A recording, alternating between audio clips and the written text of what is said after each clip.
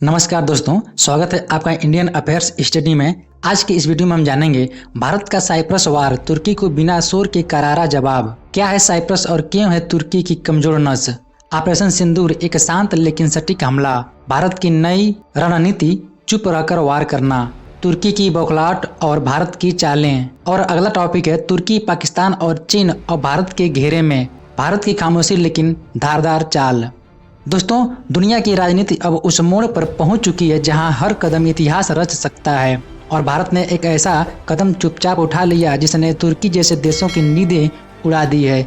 यह कोई बड़ी घोषणा नहीं थी, ना ही किसी प्रेस कॉन्फ्रेंस में इसका ऐलान हुआ, लेकिन असर इतना गहरा है कि तुर्की अब बेचैन हो उठा है। तुर्की, जो लंबे समय से पाकिस्तान के साथ मिलकर अंतर्राष्ट्रीय मंचों पर भारत के खिलाफ बोलता रहा है, अब खुद ही अपने जाल में उलझता नजर आ रहा है, और भारत ने उसकी सबसे कमजोर नस पर चोट की है, और वह कमजोर नस है साइप्रस। साइप्रस एक छोटा सा यूरोपीय देश है, लेकिन रणनीतिक रूप से बेहद महत्वपूर्ण है। 1974 में तुर्की ने साइप्रस के एक हिस्से पर कब्जा कर लिया था और वहां पर एक फर्जी देश नॉर्दर्न साइप्रस बना डाला, जिसे आज तक सिर्फ तुर्की ही मान्यता देता है। यह तुर्की के लिए हमेशा से एक संवेदनशील मुद्दा रहा है, लेकिन अब भारत ने इसी मुद्दे को छूकर तुर्की को कड़ा संदेश दे दिया है। हाल ही में भारत ने एक रेस्क्यू मिशन ऑपरेशन सिंदूर को अंजाम दिया, जिसमें भारतीय नौसेना साइप्रस में सक्रिय रही। लेकिन असली चौंकाने वाली बात यह थी कि इसी दौरान प्रधानमंत्री नरेंद्र मोदी G7 सम्मेलन के बहाने साइप्रस की धरती पर पहुंचे। यह कोई संयोग नहीं था, बल्कि एक साफ रणनीतिक कदम था। प्रधानमंत्री का साइप्रस जाना और भारत साइप्रस के बीच समझौते होना, यह सब तुर्की के लिए एक चुपचाप दिया गया करारा जवाब था। यह दिखाता है कि अगर तुर्की कश्मीर पर बोलता है तो भारत भी उसके कब्जे वाले इलाकों को दुनिया के सामने ला सकता है। भारत अब वह देश नहीं रहा जो सिर्फ सुनता था। अब भारत पहले से सोचकर सटीक प्लान बनाकर विरोधियों को उनके सबसे कमजोर बिंदु पर वार करता है, और वह भी बिना कोई शोर किए।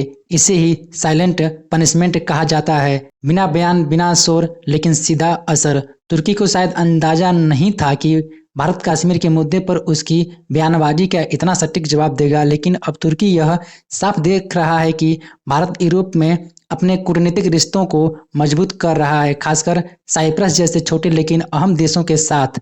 भारत अब साइप्रस के साथ सिर्फ दोस्ती नहीं कर रहा, बल्कि वहां सैन्य और रणनीतिक स्तर पर भी अपनी मौजूदगी दर्ज करा रहा है। यह तुर्की के लिए चिंता की बात है। भारत की विदेश नीति अब कई परतों में चल रही है।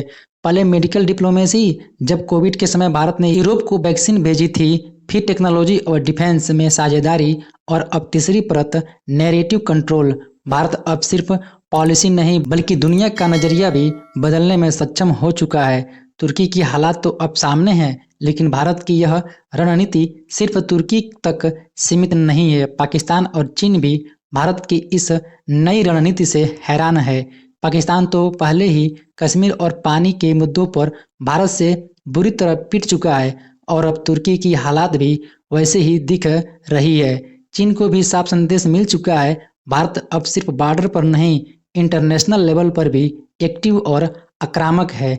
G7 सम्मेलन में भारत की भागीदारी और मोदी का साइप्रस दौरा यह साफ करता है कि भारत अब सिर्फ इंडो पैसिफिक का नेता नहीं, बल्कि पूरी दुनिया में बैलेंस बनाने वाला एक ताकतवर खिलाड़ी बन चुका है।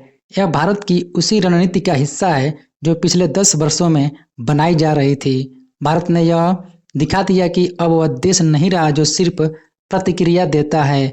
अब भारत पहले ही विरोधियों की चाल समझ लेता है और जवाब देता है, बिना शोर किए लेकिन पूरी ताकत से।